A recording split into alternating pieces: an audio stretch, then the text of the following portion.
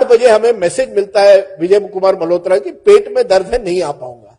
तो हमारी जो गेस्ट कोऑर्डिनेटर है वो कहती है सर क्या करें, तो अर्नब कहता है सर प्रोग्राम कैंसिल कर देते हैं, how can we do only one guest, केवल कांग्रेस से नहीं चलेगा। मैंने कहा हाँ ठीक है, लेकिन अभी भी मेरे एक व्यक्ति हैं जिससे मैं फोन पे बात करके पूछ सकता हूं कि आएंगे क्या। तो मैंने मोदी जी को फोन किया, तो मोदी जी ने कहा, वो तो बड़े चतुर आदमी तब भी थे, कि आपका गेस्ट कैंसिल हुआ होगा। मैंने कहा हाँ सर आपको आना है लास्ट मिनट। तो उन्होंने, तुम्हारी जरूरत है, ऑलवेज रिमेंबर लाइफ में कभी अगर आपको उस व्यक्ति की उस नेता की भाषा समझ में आए ना, तो उसी भाषा में उनसे बात करिए, it is always a game changer. तो मैंने कहा सर तुम्हारी जरूरत है, मैं थोड़ा गुजराती जानता हूं। तो શું થયું? नहीं सर गेस्ट कैंसिल થઈ ગયો છે, તમે આવી जाओ सर। तो वो सोचे, मैं आपको बताता हूं 5 मिनट बाद। 5 मिनट बाद तुरंत फोन आता है, राजीव जी मैं आ जाता हूं लेकिन पहुंचेंगे कैसे ग्रेटर कैलाश? तो मैंने कहा सर टैक्सी लीजिए। तो अच्छा टैक्सी क्या મળશે? अरे नहीं जल्दी सर प्लीज આવી जाओ તમે।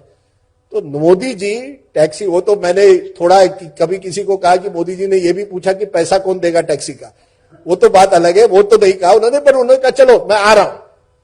मोदी जी उस टाइम 9:55 पर दौड़ते हुए आते हैं, राजदीप जी आ गया, मैं आ गया, एक तरह से बिल्कुल। और उनकी हमेशा ड्रेसिंग तब भी white kurta, white perfect dress करके आते हैं और टॉपिक पर बहुत अच्छी तरह से बोलते हैं। पर आप सोचिए, वही नरेंद्र मोदी जिसके बारे में आज सौरभ आप पूछ रहे हैं मीडिया से एक्सेस नहीं है, वो उस जमाने में मीडिया और टीवी को जानते थे उसका क्या महत्व हो सकता है, किस तरह से अपनी एक पहचान बनानी है। देखिए वो मास लीडर नहीं थे तब बाकी जो बीजेपी लीडर्स थे, कई लोगों को हम उनको मास लीडर कहते थे, मोदी जी को नहीं। बिकॉज मोदी जी उस जमाने में पटेल डोमिनेटेड गुजराती पॉलिटिक्स में एक तरह से ओबीसी नेता की तरह जाने जाते थे। मुझे अभी भी याद है 1995 में जब बीजेपी पहली बार गुजरात में जीती थी, छोटा सा ऑफिस था उनका खानपुर में, मोदी जी बाहर बैठे थे, खाकरा खा रहे थे, बड़े नेता बीजेपी के शंकर सिंह वाघेला, केशुभाई पटेल, सुरेश मेहता अंदर की रूम में बैठे और मैं मोदी जी के साथ बाहर बैठा हूं। मैं नरेंद्र भाई को कहता हूं क्योंकि उनका काफी योगदान था उस विक्ट्री में, उन्होंने बिल्कुल मैनेजमेंट उस विक्ट्री की थी। वो मुझे कहते हैं नहीं नहीं वो बड़े लोग, उनको बैठने दीजिए, मैं यहां हूं। उनको बुलाया नहीं गया था उस मीटिंग में। आप सोचिए, अब यही है ना, 1987 में मोदी जी पहली बार एक तरह से अपनी एक पहचान बनाते। 87 में म्युनिसिपल इलेक्शन होता है अहमदाबाद में, और वो क्या करते हैं, हर गली नुक्कड़ में जाकर पोस्टर्स देख रहे हैं कि पोस्टर लगे हुए हैं कि नहीं सब बीजेपी कैंडिडेट्स के, और वो स्कूटर के पीछे बैठे हुए हैं। स्कूटर कौन चला रहा है सोचिए, अमित शाह।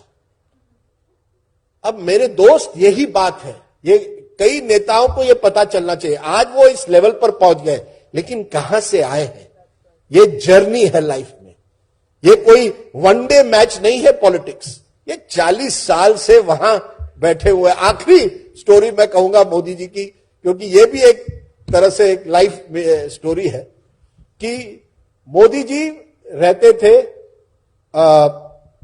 पांडरवाड़ा, और वहां से वो अहमदाबाद आते थे। ये मुझे उनके एक दोस्त ने कहा, ये उन्होंने खुद नहीं कहा। और वहां उस एसटी स्टैंड जो था, वहां एक चाय की दुकान हुआ करती थी। अब वो चाय बेचते थे ये एक सवाल है, लेकिन वो चाय की दुकान पे जरूर जाते थे। उनके अंकल की मुझे लगता है एसटी स्टैंड पे दुकान थी।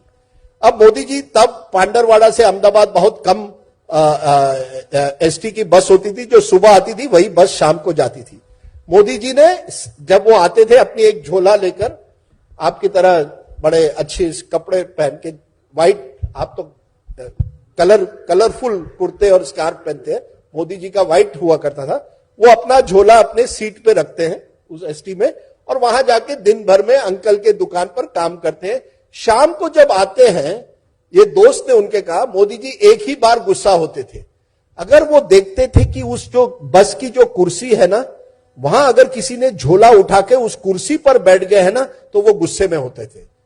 उनका कहना था एक बार मोदी जी कुर्सी पर बैठ गए ना, कुर्सी नहीं छोड़ेंगे। और ये देखिए 40-50 साल का परिश्रम है, यू कैनॉट डिनाई इट। जब हम